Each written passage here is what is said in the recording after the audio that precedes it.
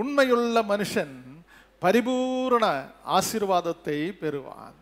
இன்னைக்கு காலை வேளையில இந்த தேவனுடைய ஆலயத்தில் நீங்க வந்திருக்கிறீங்க. இந்த வார்த்தை தான் உங்க ஹிருதயத்தில் நீங்க பதித்து வைத்திருக்க வேண்டும். ஏன் ஆண்டவர் இதை சொன்னாரு? நீதிமொழிகளின் புஸ்தகத்தில் அவர் சொல்லுகிறதற்கு காரணம் என்ன? ஆண்டவராகிய தேவன் ஆசீர்வாதத்தை கொடுக்கிறேன்னு சொன்னாரு. ஆனா அதற்கு முன்னாடி என்ன எதிர்பார்க்கிறாரு? சத்தமா சொல்லுங்க. உண்மை என்று சொல்லுகிற ஒரு வார்த்தை அங்கே குறிப்பிடுகிறது. இந்த கடைசி காலகட்டத்தில் ஆண்டவராகிய தேவன் நம்மை உண்மையுள்ளவர்களாக பார்க்க வேண்டும் என்று கர்த்தர் விரும்புகிறார். எதிலெல்லாம் உண்மைன்னு சொல்லிட்டு குறுகிய நேரத்தில் ஒரு 10 விதமான நிலையில நீங்க உண்மையா இருக்க வேண்டும் என்பதை பற்றி நான் உங்களோடு கூட பேச விரும்புகிறேன். Price the Lord, price the Lord. ஆண்டவராகிய தேவன் அந்த உண்மைக்கு தேவன் அநேக ஆசீர்வாதங்களை கர்த்தர் வச்சிருக்கிறார். கொஞ்ச காரியத்தில் நீங்க உண்மையா இருந்தாலும் ஆண்டவர் அதில் ஒரு பெரிய ஆசீர்வாதத்தை வச்சிருக்கிறார். தேவன் விரும்புகிற காரியம் என்ன? நீதிமொழிகளின் புஸ்தகம் 28ஆம் அதிகாரம் 20வது வசனம் தான் நம்முடைய வசனம். என்ன? உண்மையுள்ள மனுஷன் பரிபூரண ஆசீர்வாதம், abundant blessing என்று ஆங்கிலத்திலே சொல்லுவார்கள். ஒரு நிறைவான ஆசீர்வாதம் ஆண்டவர் நமக்கு தருகிறார், பெறுவார் என்று வேதம் சொல்லுகிறது. இன்றைக்கு கர்த்தருடைய சமூகத்தில் அந்த உண்மையில் இருந்து வருகிற ஆசீர்வாதங்களை ஒவ்வொரு விசுவாசிகளும் சுதந்திரித்துக் கொள்ளணும்னு விரும்புகிறாரு. எல்லாரும் அந்த ஆசீர்வாதத்தை பெற்றுக்கொள்ளணும். அதற்கு நான் என்ன செய்ய வேண்டும் என்பதைத்தான் கர்த்தர் நம்மோடு கூட இன்னைக்கு போதிக்க விரும்புகிறார். இன்னைக்கு நிறைய பாடுகள் போராட்டங்கள் மத்தியில் ஆலயத்துக்கு நீங்க ரொம்ப சிரமப்பட்டு தண்ணீர்லும் சேர்ல எல்லாம் கஷ்டப்பட்டு நீங்க வந்திருப்பீங்க. வந்து நீங்க ஒருவரும் இந்த இடத்தை விட்டு போகும்போது ஒரு வெறுமையோடு கூட போகக்கூடாது, ஒரு நிறைவோடு கூட கர்த்தர் உங்களை அனுப்பணும். Price the Lord, hallelujah. But we should be a faithful man. தேவ சமூகத்தில் நம்ம உண்மையாய் இருந்தால் வருகிற நாட்களில் கர்த்தர் நம்ம எப்படி நடத்த போகிறார் என்பதை தெளிவாக ஒரு மனுஷன் அறிந்து கொள்ளணும். வேதம் சொல்லுகிறது, தானியேலின் புஸ்தகம் 6ஆம் அதிகாரம் 4வது வசனம், தானியேல் குற்றமற்றவனாக உண்மையுள்ளவனாக எல்லார் மத்தியிலும் காணப்பட்டான். அடிமையாயிருக்கிறவன் உண்மையாயிருக்கிறபடியினால அவன் 120 தேசத்திற்கு தலைவனாக மாறக்கூடிய நிலைமையில அடிமையை கர்த்தர் மாற்றுகிறார். வாசிக்க கேட்போமா? அப்பொழுது பிரதானிகளும் தேசாதிபதிகளும் ராஜ்யத்தின் விசாரிப்பிலே தானியேலை குற்றப்படுத்தும்படி முகாந்தாரம் தேடினார்கள். ஆனாலும் ஒரு முகாந்தாரத்தையும் குற்றத்தையும் கண்டுபிடிக்க அவர்களால் கூடாதிருந்தது. அவன் உண்மை உள்ளவனாய் இருந்தபடியால் அவன் மேல் சுமத்த யாதொரு குற்றமும் காணப்படவில்லை. உண்மையாய் இருந்தபடியினால் அடிமையானவனையும் அதிகாரியாய் மாற்ற கர்த்தரால முடியும். அல்லேலூயா. உண்மை உயர்வுக்கு ஒரு காரணம். அவன் மேல நிறைய பொய் குற்றங்களை சொல்லுகிறதற்கு அந்த தேசத்தினுடைய பிரதானிகள் பிரயாசப்பட்டார்கள். ஆனால் அவனிடையே ஒரு குற்றமும் காணப்படவில்லை என்றும் அவன் உண்மையுள்ளவனாய் இருந்தபடியினால வருகிற நாட்களில் அவனுடைய ஜீவியத்தில் அநேக தேசங்களுக்கு ஒரு தலைவனாக மாற்றக்கூடிய நிலைமைகளை கர்த்தர் கொண்டு வருகிறார். அப்படி என்றால் ஆண்டவர் நம்மளை அழைக்கும் போது ஆண்டவர் இது தருவேன், காரு தருவேன், வீடு தருவேன், இது ஒன்றும் ஆண்டவர் சொல்லி நம்மளை அழைக்கலை. ஆனால் நம்முடைய உண்மைக்கேற்றது போல தான் கர்த்தர் ஒன்று நமக்கு கொடுப்பார். ஆமென். எப்போ எது நமக்கு தரணும்னு கர்த்தருக்கு தெரியும். அதுக்கேற்றது போல தான் கர்த்தர் தருவார். சில காரியங்கள் நம்ம பிடுங்கி கேட்டு வாங்கி விடாபிடியா கொடுத்துதான் ஆகணும் அப்படின்னு சொல்லி நம்ம வாங்குறது அது நமக்கு பிளஸிங்கா வராது. ஆனா கர்த்தருக்கு தெரியும் எந்த நேரத்தில் இவருக்கு என்ன கொடுத்தா இவர் ஒழுங்கா நேர்த்தியா நல்லா இருப்பார் என்று. கர்த்தருக்கு நம்மை விட 10 மடங்கு அதிகமா தெரியும். ஹல்லேலூயா, ஹல்லேலூயா. இந்த காலை வேளையில கர்த்தருடைய சமூகத்திலே வந்திருக்கிற தேவ பிள்ளையே, உண்மையுள்ள மனுஷனாக நம்ம மாறும்போது நமக்கு ஒரு உயர்வு உண்டாகிறது, ஒரு மேன்மை உண்டாகிறது, ஒரு ஆசீர்வாதம் உண்டாகிறது என்பதிலே நாம் அதிகமாக கர்த்தருடைய சமூகத்திலே காணப்பட வேண்டும். வேதம் சொல்லுகிறது உண்மையுள்ளவர்கள் இன்னைக்கு குறைஞ்சு போயிட்டாங்க. ஹல்லேலூயா, ஹல்லேலூயா. உண்மையுள்ளவங்க இன்னைக்கு குறைஞ்சு போயிட்டாங்க. உண்மையுள்ளவர்கள் சங்கீதம் 12:1 சொல்லுகிறது, உண்மையுள்ளவர்கள் தேசத்தில் குறைந்திருக்கிறார்கள். அப்ப தேவன் என்ன விரும்பிக் கொண்டிருக்கிறார்? உண்மை இல்லாதவர்னால தான் நம்முடைய ஆசீர்வாதங்கள் நமக்கு வரல.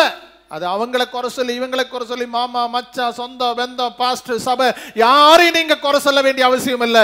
நம்ம உண்மை இல்லாததுனால தான் தேவனாகிய கர்த்தரிடத்திலிருந்து வர வேண்டிய நன்மைகள் வராமல் இருக்கிறது என்பதை நாம் அறிந்து கொள்ள வேண்டியது அவசியமாக இருக்கிறது. ஹல்லேலூயா, ஹல்லேலூயா. ஆண்டவர் சொல்றாரு சங்கீதம் 89:33 89:33 சொல்லுகிறார், அவர் உண்மையில் பெசகாத தேவன்.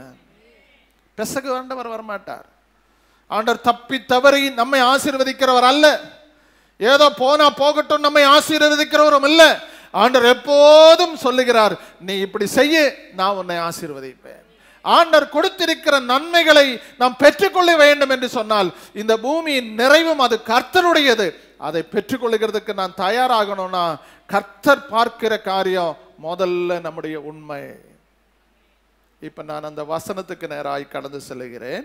தேவனுடைய எங்கெல்லாம் நம்ம உண்மையாய் இருக்க வேண்டும் என்று கர்த்தர் விரும்புகிறார். ஆதியாகமத்தின் புஸ்தகம் 42ஆம் அதிகாரம் அதனுடைய 10வது வசனம் அது என்ன சொல்லுகிறது? வாசிக்கிறேன். அதற்கு அவர்கள், அப்படி அல்ல ஆண்டவனே, நாங்கள் தானியம் கொள்ள வந்தோம், நாங்கள் எல்லாரும் ஒரே தகப்பனுடைய பிள்ளைகள்.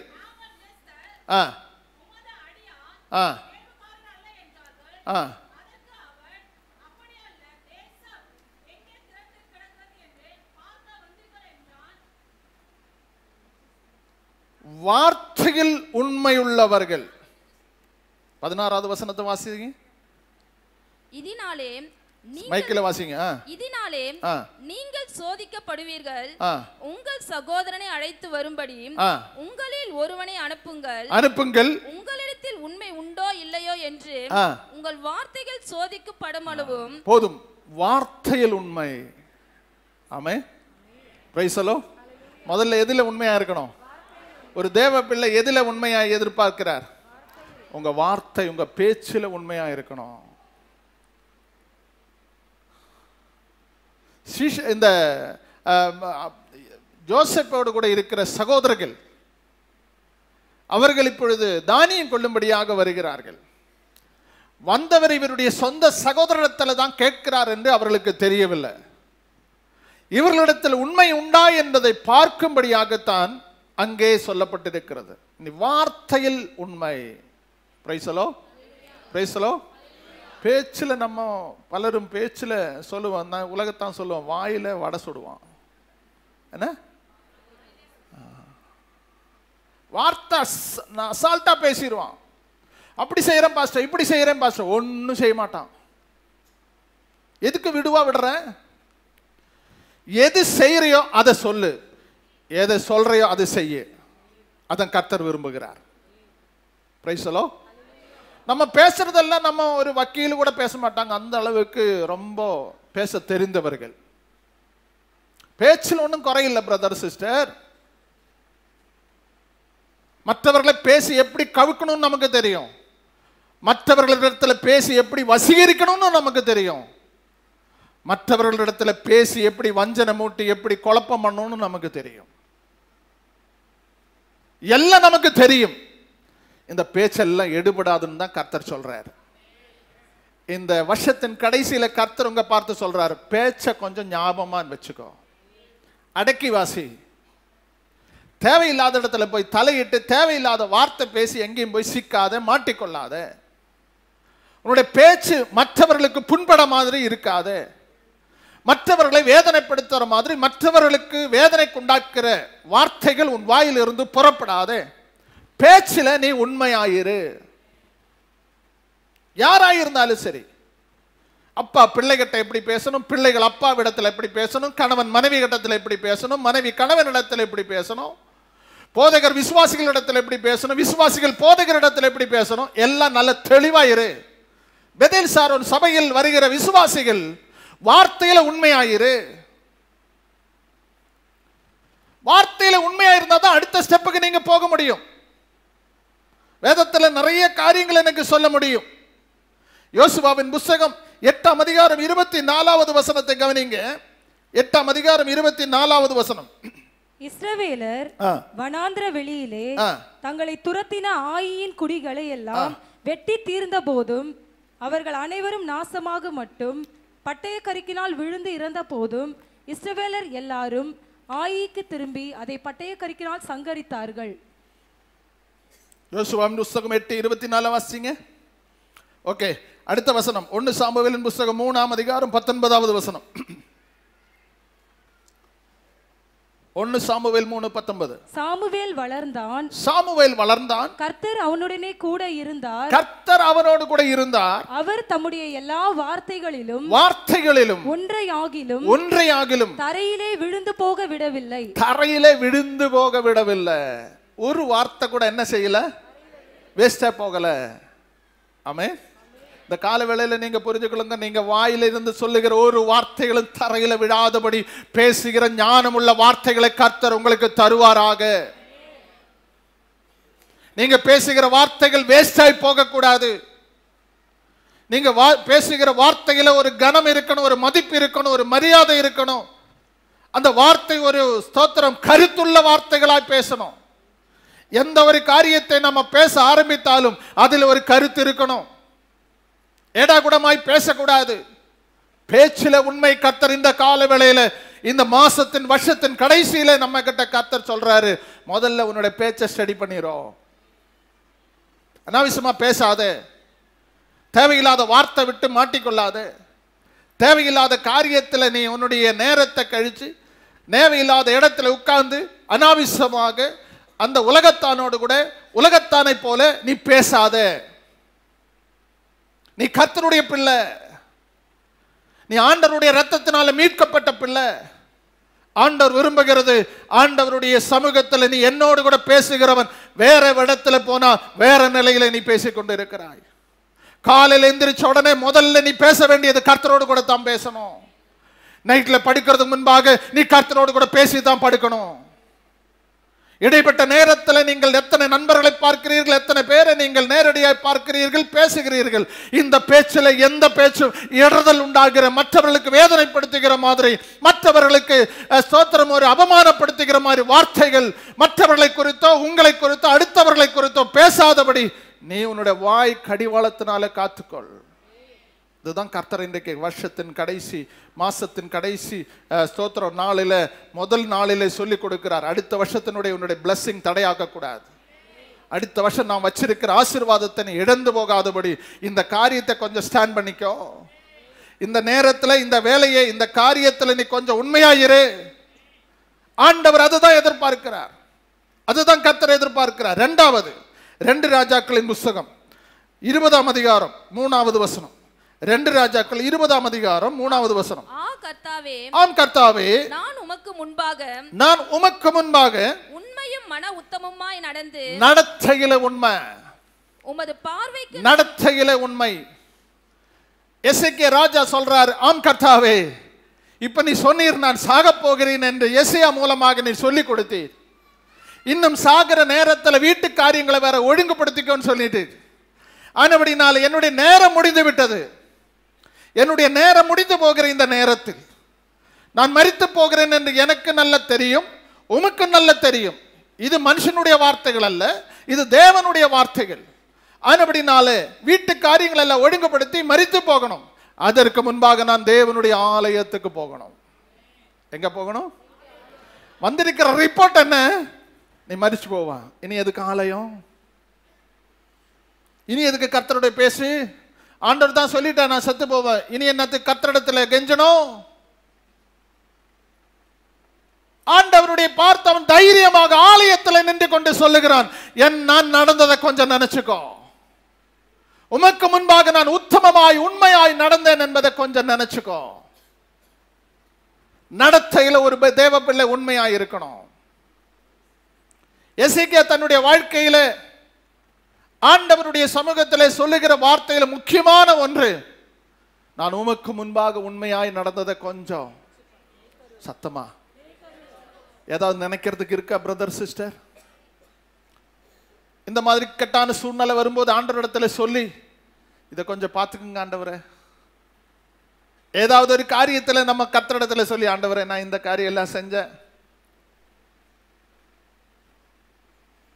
100க்கு அதிபதியை பார்த்து, 100க்கு அதிபதி இடத்துல வேலைக்காரன் சுகமாகும் போது அங்கே இருக்கிற சீஷர்கள், அங்கே இருக்கிற யூதர்கள் என்ன சொன்னார் தெரியுமா? இவன் நம்முடைய ஜனத்திற்கு நன்மை செய்திருக்கிறான், இவனை கொஞ்சம் நினைச்சுக்கோ. ஏதாவது நினைக்கிறது நம்மகிட்ட இருக்கா? கடமை வேற, கர்த்தர் நினைக்கக்கூடிய அளவில் சில காரியங்கள். இந்த காலை வேளையில கர்த்தர் சொல்றாரு, ஆண்டவருடைய சமூகத்தில் வந்திருக்கிற விசுவாசிகளை உங்களை பார்த்து கர்த்தர் சொல்றாரு, நான் எப்படி நடந்து கொண்டு இருக்கிறேன், சபையில் எப்படி நடக்கிறேன், வீட்டில் எப்படி நடக்கிறேன், வேலையில் எப்படி நடக்கிறேன். வீட்டில் ஒரு வேஷம், சபையில் ஒரு வேஷம், வேலையில் ஒரு வேஷம். நேரத்துக்கு ஏற்றது போல நம்ம நடத்தை மாத்திட்டே இருப்போம். சபையில் வரும்போது காது கம்மல் இது ஒன்றும் போகாது, ஒன்றும் பூ ஒன்றும் வைக்காது, நல்லா இருப்போம். ஆனால் ஒரு ஃபங்க்ஷன், கல்யாணத்துக்கு போய் பாருங்க, அவங்களா இவங்க, இவங்களா அவங்க அப்படின்னு யார் யோசிக்க தோணுது? யார் யோசிக்க தோணுது? பாஸ்டர்மா என்ன சொல்லு, அந்த சபையில் இப்படி இருந்தாங்களே, இப்போ இப்படி இருக்கிறாங்களே. வேஷம் போடுற விசுவாசிகளா இருக்காத. ஆமென், ஹல்லேலூயா. நீ கர்த்தருடைய பிள்ளை, எப்படி நடக்கணும்னு இன்னும் குழந்தை மாதிரி சொல்லிக் கொடுக்க வேண்டிய அவசியம் கிடையாது. எப்படி நடக்கணுமோ அப்படி நடங்க. ஆமென். அங்க ஒரு வேஷம், இங்க ஒரு வேஷம் போடாதீங்க. எல்லா இடத்திலும் யோக்கியமா நடந்து கொள்ளுங்க. உங்க நடத்தையில் எல்லாவற்றிலும் மற்றவர்களுக்கு மாதிரி உண்டாக்குற மாதிரி நடந்து கொள்ளுங்க. மற்றவர்கள் கவர்ச்சி பண்ணுகிற மாதிரி நீ நடக்காத.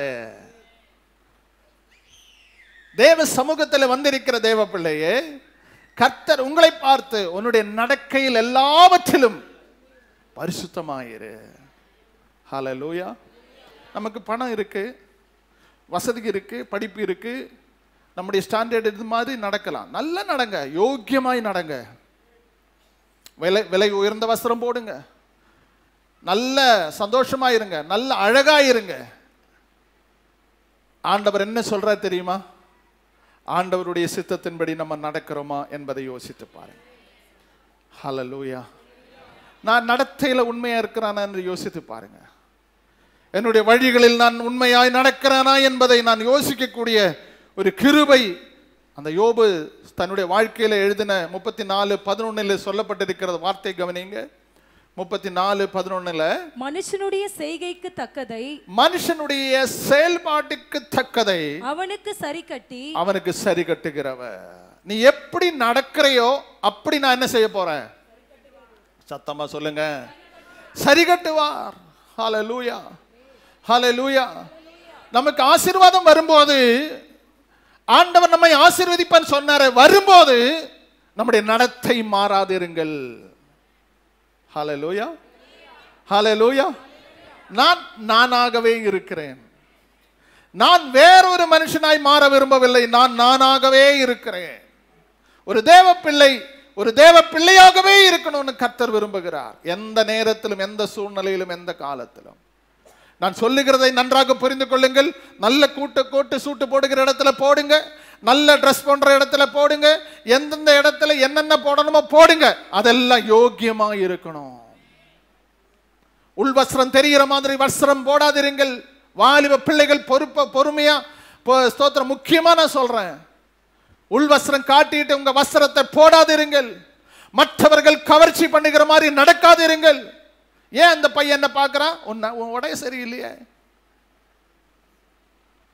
தேவையில்லை. ஏன் கவர்ச்சியான வஸ்திரங்களை போட்டு மற்றவர்களுக்கு சோதனைப்படுத்துறீங்க? Stop it. ஆண்டவருடைய பிள்ளைகள், ஆண்டவர் எப்போதும் பார்க்கிற காரியங்கள். ஆண்டவராகிய தேவனுடைய சமூகத்தில் வந்திருக்கிற தேவ பிள்ளைகள் நடத்தையில உண்மை இருக்க வேண்டும் என்று கர்த்தர் விரும்புகிறார். ஹல்லேலூயா, ஹல்லேலூயா. 1 பேதுருவின் புத்தகம் 3ஆம் அதிகாரம் 1வது வசனத்திலே பேதுரு என்ன சொல்லுகிறார் கவனிங்க. அந்தபடி மனைவிகளே உங்கள் சொந்த புருஷருக்கு கீழ்ப்படிந்திருங்கள். அப்பொழுது அவர்கள் யாராயிலும் திருவசனத்துக்கு கீழ்ப்படிந்தவர்களா இருந்தால் பயபக்தியோடு கூடிய உங்களுடைய கற்புள்ள நடத்தை பார்த்து போதனையின்றி மனைவிகளின் நடக்கையினாலே ஆதாயப்படுத்தி கொள்ளப்படுவார்கள். நீங்க நல்ல கற்புள்ளவர்களாய் நடந்துருச்சுன்னா மற்றவர்கள் உங்க மூலமா ரட்சிக்கப்படுவாங்க. ஹல்லேலூயா, ஹல்லேலூயா. உங்க நடத்தை கிளியரா இருந்தா நீங்க சொல்றது வாய்க்கும், நீங்க சொல்றதை அவங்க எடுப்பாங்க. நீங்க நல்ல ஞானமா நடந்துட்டேன்னா, தேவன் நிறைய நடத்தை பற்றி நிறைய வசனத்தை நான் வச்சிருக்கிறேன், ஆனா நேரம் இல்லாததுனால அடுத்த லெவலுக்கு அடுத்த சப்ஜெக்டுக்கு போகிறேன். கர்த்தருடைய பிள்ளைகளே, நம்முடைய நடத்தை எப்போதும் கர்த்தருடைய பார்வையில உகந்ததாக இருக்கட்டும். ஹல்லேலூயா, ஹல்லேலூயா. வசதி படைச்சு வசதியா இருக்கிறவங்களுக்கு ஒன்றும் பெருசா தெரியல, திடீர்னு ஆசீர்வாதம் பெருகும் போது அவங்களுக்கு கண்ணு மூக்கும் தெரியாது. நான் சொல்றது உங்களுக்கு புரியுதா? இப்போ கர்த்தர் சபையில் வந்து ஆசீர்வதிச்சிருக்கிறாங்க, அவங்களுக்கு நல்ல வீடு கொடுத்துருக்குறாங்க, கார் கொடுத்துருக்குறாங்க, நான் அவங்களுக்கு வேண்டிய பிள்ளைகளுக்கு நல்ல படிப்பு, இன்ஜினியர், டாக்டர், நல்ல நிலையில் ஆண்டவர் அவங்கள ஜபத்தை எல்லாம் கேட்டு அவங்களுடைய வாழ்க்கையில் டெவலப்பர் வந்துருச்சு. ரொம்ப கஷ்டத்திலிருந்து கர்த்தர் அவங்கள உயர்த்திட்டார். உயர்த்தும் போதும் அந்த கஷ்டத்தை நினைச்சு தான் நம்ம உயரணும். ஆமே. நான் எங்க இருந்தேன், நான் எப்படி இருந்தேன், என் நிலைமை என்ன, அதெல்லாம் மறந்துடவே கூடாது. ஒரு தேவ பிள்ளை கடந்த காலத்தை மறந்தால் அவன் நன்றி கெட்டவன். கடந்த காலத்தை எப்போதும் அறிவில வச்சுக்கொள்ளணும். நான் எந்த நிலைமையில கர்த்தர் என்னை நடத்தினார், ஒருவேளை சாப்பாட்டுக்கு நான் கஷ்டப்பட்டு இருக்கிறேன், ஒருவேளை உணவுக்காக நான் எவ்வளவு இயங்கிக் கொண்டிருந்தேன், எனக்கு விருப்பமுள்ள உணவு கிடைக்கிறதுக்கு எத்தனையோ நாட்கள் நான் காத்திருந்திருக்கிறேன் தெரியுமா? அந்த காலத்துல நான் ஊழியத்துக்கு வந்த நாட்கள் எனக்கு கோழி பிரியாணின்னா ரொம்ப பிடிக்கும். எங்கேயும் எனக்கு கிடைக்காது, மாசங்கள் ஆகும். எங்கேயாவது அங்கெங்கே போகிறதும் இல்லை. அதற்கென்றே என்னுடைய தகப்பனுடைய ஆஃபீஸில் இப்போ ஆஃபீஸர்ஸ் மெஸ் இருக்கு அங்கே அடையாறில், அங்கே போய் சாப்பிட்டுட்டு வருவேன். என்ன அந்த ஒரு கோழி பிரியாணி, அந்த ஆசை தீர்க்கிறதுக்காக. அப்போ என்னுடைய நிலைமை என்ன? இன்னைக்கு எனக்கு வேண்டாம், இந்த பிரியாணியே வேண்டாம், சாப்பிட்றதுக்கு வயிறும் இல்லை, சாப்பிட்றதுக்கு இன்ட்ரெஸ்ட்டும் இல்லை. ஏதாவது கொஞ்சம் என்ன சொல்கிறது, இந்த ஃப்ரூட்ஸ் ஏதாவது கொடுத்து, நட்ஸ் ஏதாவது கொடுத்து சாப்பிட்டுட்டு பழைச்சிட்டு இருக்கிறேன். சாப்பாட்டில் இப்போ பிரியமே இல்லை. அப்போ தேவ பிள்ளைகளை நம்ம அறிந்து கொள்ளணும். நம்ம கடந்து வந்த பாதைகளை கொஞ்சம் நினச்சிக்கோங்க. நம்முடைய நடத்தை எப்படி இருந்தது? ஒரு ஷர்ட், ஒரு சாரி, அடுத்த ட்ரெஸ் மாத்துறதுக்கு நமக்கு ஒரு நல்ல வஸ்திரம் போடுறதுக்கு நமக்கு வாய்ப்பு இல்லாமல், வழி இல்லாமல் இருந்த நேரத்தில் ஆண்டவர் நம்மை நடத்தினவர் இன்னைக்கு இந்த அளவு கொண்டு வந்தாரு. எவ்வளவு எவ்வளவு கர்த்தருக்கு நன்றி செலுத்தணும். நடத்தல உண்மையா இருந்தா உங்களை கர்த்தர் ஆசீர்வதிப்பார். மூன்றாவதாக எபிரேயர் எழுதின நிருபம் 3ஆம் அதிகாரம் 5வது வசனம் சொல்லுகிற வார்த்தை கவனியுங்கள். 3ஆம் அதிகாரம் 5வது வசனம். சொல்லப்படுகிற காரியங்களுக்கு சாட்சியாக மோசே பணிவிடைக்காரனாய் அவருடைய வீட்டில் எங்கும் உண்மையுள்ளவனாய் இருந்தான். தேவனுடைய சபையிலே மோசே உண்மையுள்ளவனாய் இருந்தான். தேவனுடைய வீட்டிலே அவன் உண்மையுள்ளவனாய் இருந்தான். ஹல்லேலூயா. இது பேசும்போது கொஞ்சம் ஸ்தோத்திரம் மனசு குத்தப்படும், பரவாயில்லை. நீங்க அதை என்ன செய்யணும்? தேவனுடைய வீட்டில் 52 ஞாயிற்றுக்கிழமை இருக்கு ஒரு வருஷத்துல. எத்தனை ஞாயிற்றுக்கிழமைக்கு வந்து உட்கார்ந்து இருக்கிறீங்க? ஆண்டவர் என்ன ஆசீர்வதிக்கல, என் பிசினஸ் அப்படி போச்சு ஐயா, இப்படி போச்சு ஐயா, நஷ்டம் கஷ்டம் இதெல்லாம் சொல்றத போ விட்டுருங்க.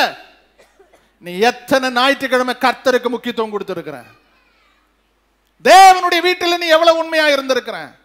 எல்லாம் தலை நிமிர்ந்து பாருங்க. ஒருத்தரும் தலை குனிக்க கூடாது. நல்ல தெளிவா பாருங்க. மூஞ்சி அழகா இல்லைனாலும் பரவாயில்ல, பாருங்க. தேவனுடைய வீட்டில் எங்கும் உண்மையுள்ளவனாய் இருக்கிற. ஆசீர்வாதம் எப்படி வரும்? உங்க மார்ல கை வச்சு சந்தோஷமா சொல்லுங்க, கர்த்தருடைய வீட்டில் நான் உண்மையா நடந்தேன். சொல்ல முடியுமா உங்களுக்கு? ஒரு ஞாயிற்றுக்கிழமை நம்ம ஆராதனை கட் பண்ணிட்டோம்னா அந்த வாரத்தினுடைய ஆசீர்வாதம் போச்சு. நீ திரும்ப கேட்டாலும் கூட கொடுக்க மாட்டார் ஆண்டவர். அவ்வளவு முக்கியம் கர்த்தருடைய ஆராதனை. பழைய ஏற்பாட்டு காலத்துல ஆராதனைக்கு நீ போலன்னு அவனை சேர்க்கவே கூடாது. இன்னொன்னு கொஞ்சம் டீப்பா சொன்னா அது சொல்ல விரும்பல நான். இப்ப கர்த்தருடைய ஆலயத்துல ஒரு தேவ பிள்ளை எந்த அளவுக்கு உண்மையா இருக்கிறீங்க? மோசே தேவனுடைய வீட்டில் எங்கும், எங்கும் சொன்னா எல்லா இடத்துல உண்மை. கர்த்தருடைய சபையில நீங்க உண்மையா இருக்கிறத பொறுத்து தான் பிரதர் பிளஸிங்கே இருக்கு. நிறைய பேருக்கு அது தெரியல. இன்னைக்கு இவ்வளவு மழை பெய்யுது, ராமத்தண்டலம் அங்க திருவலங்காடுல இருந்தெல்லாம் பைக்கும் சைக்கிளும் அந்த ஆட்டோ ஓட்டிட்டு எல்லாம் வந்திருக்கிறீங்களே. எதுக்கு வந்திருக்கிறீங்க? கர்த்தரிடத்திலிருந்து ஏதாவது கிடைக்குமான்னு கேட்கறதுக்கு தான் வந்திருக்கிறேன், தவிர மனுஷனை பார்க்க இங்க வரல. ஆலயத்தின் மேல் உள்ள பற்றுதல் எவ்வளவு இருக்கு உங்களுக்கு? அசால்ட்டா நினைக்கிறீங்களே. போக்கும் வரத்தும், உங்க உட்காருவாங்க, அங்க உட்காருவாங்க, இங்க உட்காருவாங்க. என்ன உனக்கு அசட்ட பண்ற? கர்த்தருடைய ஆலயத்தில் எந்த அளவு நீ உண்மையா இருக்கிற ஆண்டவர் பார்க்கிறாரு. அசட்டை பண்றவங்கள, அற்பமா நினைக்கிறவங்கள, லேட்டா வந்து லேட்டா போகிறது இல்ல, லேட்டா வந்து சீக்கிரமா போறது. நேரம் இல்ல, நோ. ஒருத்தர் சொல்லக்கூடாது கர்த்தரை ஆராதிக்கிறது எனக்கு நேரம் இல்லைன்னு. நேரம் இல்லாம பண்ணிடுவார் உன்னை. கர்த்தரை ஆராதிக்கிறதுக்கு அந்த அளவுக்கு வைராக்கியம் உனக்கு இல்ல. உனக்கு ஆசீர்வாதம் வேணும். எப்படி கிடைக்கும் உனக்கு ஆசீர்வாதம்? கிடைக்காது. ஒரு போதகர், ஒரு தகப்பன் சொல்லுகிறேன், ஒரு தேவ பிள்ளை கர்த்தருடைய ஆலயத்தில் எந்த அளவு பொறுப்போடு கூட, முதிர்ச்சியோடு கூட, உண்மையோடு கூட நடக்கிறீர்களோ அது கேட்டது போல தான் பிரதர் ஆசீர்வாதம் வரும். ஹல்லேலூயா. சட்டியில் இருந்தாதான் அகப்பைக்கு வரும். சட்டியில் இருக்கா? சபையில எப்படி இருக்கிறீங்க? சபையில் உள்ள ஜீவி எப்படி இருக்கு உங்களுக்கு? அவ்வளவு பிஸி, அவ்வளவு பிஸி. ஆசீர்வாதம் சொல்ற வரைக்கும் நேரம் இல்ல. ஆண்டவருடைய ஆலயம் உண்மையா இருக்கணும்னு எதிர்பார்க்கிறோம். ஆண்டவருடைய ஆலயத்தில் நான் எந்த அளவுக்கு உண்மையா இருக்கிறேன்னு வச்சுதான் இந்த 2025 உன்னுடைய ஆசீர்வாதமே வரும். அங்க போறேன், இங்க போறேன், இந்த சாக்கு போக்கு சொல்றது கர்த்தரிடத்துல தேவையே கிடையாது. பாஸ்டர் இடத்துல நீங்க சொல்லலாம், பிரதர் ஐயா எனக்கு அப்படி அவசரமா இருந்தது எல்லாம் சொல்லுங்க. ஆனா கர்த்தருடைய ஆலயத்தை பொறுத்த வரைக்கும் கர்த்தர் பார்க்கிறது எந்த அளவுக்கு அவன் என் ஆலயத்தின் மேல் வாஞ்சியாக இருக்கிறான். அந்த அளவுக்கு தான் கர்த்தர் ஒரு மனுஷனையும் குடும்பத்தையும் கர்த்தர் உயர்த்துவார். அந்த உண்மை வச்சுதான் அந்த உயர்வை கர்த்தர் கொடுக்கிறார். ஹல்லேலூயா, ஹல்லேலூயா. ஆலயத்தில் எந்தெந்த காரியத்தில் பாஸ்டர் சொல்லிட்டு செய்யறதும் உண்டு, வாலண்டரியா செய்யறதும் உண்டு. ஆண்டவர் எப்போது என்ன எதிர்பார்க்கிறேன்னு தெரியுமா? யாராவது சொல்லிட்டு செய்யறதை விட நீங்களா செய்யணும். சொல்லிட்டு யார் செய்யணும்? சொல்லிட்டு யார் செய்யணும்? தெரியாதவங்க தான். சின்ன பிள்ளைகளுக்கு சொல்லிக் கொடுக்கணும். கை தட்டுங்க, பாட்டு பாடுங்க, ஆராதிங்க, தலையில் துணி போடணும், நல்ல ஆண்டவருடைய வர்ஷிப் பண்ணணும், பரிசுத்த ஆவியினால நிரம்பணும், அந்நிய பாஷை பேசணும், தேவனை துதிக்கணும். இதெல்லாம் யாருக்கு சொல்லிக் கொடுக்கணும்? பிள்ளைகளுக்கு சொல்லிக் கொடுக்கணும். நீங்க காலத்தை பார்த்தால் போதகராயிருக்கிற நீங்கள் இப்பொழுதும் என்ன சாப்பிட்டு கொண்டிருக்கிறீர்கள்? சத்தமா? முட்டையா? பால்? ஜீரணம் ஆகலை பாஸ்டர். இப்போ உங்களுக்கு ஜீரணம் ஆயிரும். இன்னைக்கு உங்களுக்கு நல்ல ஜீரணம் ஆயிரும். இந்த மாதிரி பாஸ்டர் நான் பார்த்ததா இல்லை. அவர் நல்ல சிரிப்பார், பேசுவார், இப்படி பேசுறாரு. அம்மா நீ நாளைக்கு இப்படியே இருந்துட்டு போகணும்னு கர்த்தர் விரும்பல. நீ எல்லாம் கோடீஸ்வரரா மாறணும்னு தான் கர்த்தர் விரும்புறார். நீங்க எல்லாம் பெரிய வீட்டில், நல்ல வீட்டில் இருக்கணும், நல்ல சாப்பிடணும், நல்ல கார் வாங்கணும், நல்ல வேலை, நல்ல சம்பளத்தில் கை நிறைய சம்பாதிக்கணும். அதுக்கு தான் கர்த்தர் என்ன வச்சிருக்கிறார். நீ சொல்லாத வரைக்கும், நான் சொல்லாத வரைக்கும் அது தெளிவா வராது. வேற யாரும் சொன்னாலும் எடுபடாது. நான் சொல்றேன் இப்போ உங்களுக்கு, சபையில கர்த்தருடைய பிள்ளைகள் உண்மையா இருங்க. ஆராதிச்சுன்னா கர்த்தரை நீங்க ஆராதிங்களே. தேவனுடைய ஆலயத்துல ஒவ்வொரு காரியத்திலும் உண்மையா இருங்க பிரதர் சிஸ்டர். வாக்குவாதம், முறுமுறுப்பு இது ஒன்றும் சபைக்குள்ள ஆகாது. இஸ்ரவேல் மக்கள் ஸ்தோத்திரம் 12 தடவை கர்த்தரை பார்த்து முறுமுறுத்தாங்க. அந்த வாயில மன்னா இருக்கும்போது என்ன பண்ணிட்டாங்க? முறுமுறுத்தாங்க. வார்த்தை உள்ள இருக்கும் போதே நம்ம முறுமுறுக்கிறோம். அது சரியில்லை, இது சரியில்லை, அந்த பாட்டு சரியில்லை, இந்த காரியம் சரியில்லை, அந்த பிரசங்கம் சரியில்லை, அப்படி சரியில்லை, இப்படி சரியில்லை. No no comments. இங்க அது தேவை கிடையாது. அவங்க சரியில்லை, இவங்க சரியில்லை பார்க்கறதுக்கு வரல. நீ கர்த்தரை பார்க்க வந்திருக்கிற. கர்த்தரை நீ பார்க்கிறேன், கர்த்தரை ஆராதிக்கிறேன், கர்த்தரோடு கூட உறவாடுறேன், கர்த்தரை மகிமைப்படுத்துறேன், கர்த்தருடைய ஆலயம், கர்த்தருடைய மகிமையை நான் பெற்றுக்கொண்டு நான் கடந்து செல்கிறேன். எனக்கு தேவை ஒரு வாரத்துக்கு தேவையான ஆவிக்குரிய பலன். அது மட்டும் எனக்கு கிடைச்சா போது, வேற ஒன்றும் எனக்கு தேவையே கிடையாது. ஆமென். ஆண்டவர் அதுதான் விரும்புறார். ஆலயத்தினுடைய ஆசீர்வாதங்களை ஒரு தேவ பிள்ளை சுதந்திரித்தாரானால், ஆசீர்வாதத்தை ஒரு தேவ பிள்ளை சுதந்திரிப்பார்களானால் அந்த ஆசீர்வாதம் நிலையாய் நிற்கும். வந்து போகிற ஆசீர்வாதம் அல்ல. வேதத்தில் அநேக காரியங்கள் இருக்கு. ஆலயத்திலிருந்து கர்த்தர் நம்மளை ஆசீர்வதிச்சனா அது கண்டினியூவாக உங்க சிரசின் மேல இருக்குமா? அது வந்து போறது கரத்துல இல்ல. கரத்துல கொடுக்கிற ஆசீர்வாதம் இருக்கு, சிரசுல வச்சிருக்கிற ஆசீர்வாதம் இருக்கு. கரத்துல கொடுக்கிற ஆசீர்வாதம் திரும்ப கேட்பாரு, ஆனா தலையில வச்சிருக்கிற ஆசீர்வாதம் ஒருபோதும் உன்னை விட்டு போகாது. இன்னைக்கு கர்த்தருடைய ஆலயத்தில் இருந்து உன்னை சொல்லுகிறேன், உன்னுடைய சிரசுல ஆசீர்வாதம் தங்கும். எப்போ நீ ஆலயத்தில் உண்மையாயிருந்தா. ஆலயத்தில் நீ உண்மையாயிருந்தா உன்னுடைய ஆசீர்வாதம் எங்க தங்கும்? கையில் இல்ல பிரதர், சிரசுல தங்கும். தலையில வச்சு கை வச்சு சத்தமா சொல்லுங்க, என் சிரசுல இன்னைக்கு ஆசீர்வாதம் தங்கணும். ஹல்லேலூயா, ஹல்லேலூயா, ஹல்லேலூயா. கிறிஸ்து சபைக்கு தலையாயிருக்கிறது போல, நீங்க குடும்பத்தில் தலையாயிருக்கிறது போல, எல்லாத்துக்கும் ஆசீர்வாதம் உங்க தலைதான். அந்த பிளெஸிங்காக உங்க தலை மாறணும். ஹல்லேலூயா, ஹல்லேலூயா. ஆண்டவர் மூணாவது சொல்றாரு, தேவனுடைய சபையில நீங்க உண்மையாயிருக்கணும். நாலாவதாக 1 சாமுவேலின் புஸ்தகம் 22ஆம் அதிகாரம் அதனுடைய 14வது வசனத்தை கவனிங்க. 22:14. தாவீது அகிமெலேக் ராஜாவுக்கு பிரதியுத்தரமாக, உம்முடைய எல்லா ஊழியக்காரரிலும் தாவீதை போல ராஜாவுக்கு மருமகனும் உம்முடைய கட்டளையின்படி செய்து வருகிறவனும் உம்முடைய வீட்டிலே கனமுள்ளவனுமா இருக்கிற உண்மையுள்ளவன் யார்? வீட்டில உண்மை, சபையில உண்மையா இருந்தால் சத்தமா சொல்லுங்க. இன்னும் சத்தம் எங்க இருக்கணும் பிரதர்? உங்க வீட்டில் நீங்க உண்மையா இருக்கணும்.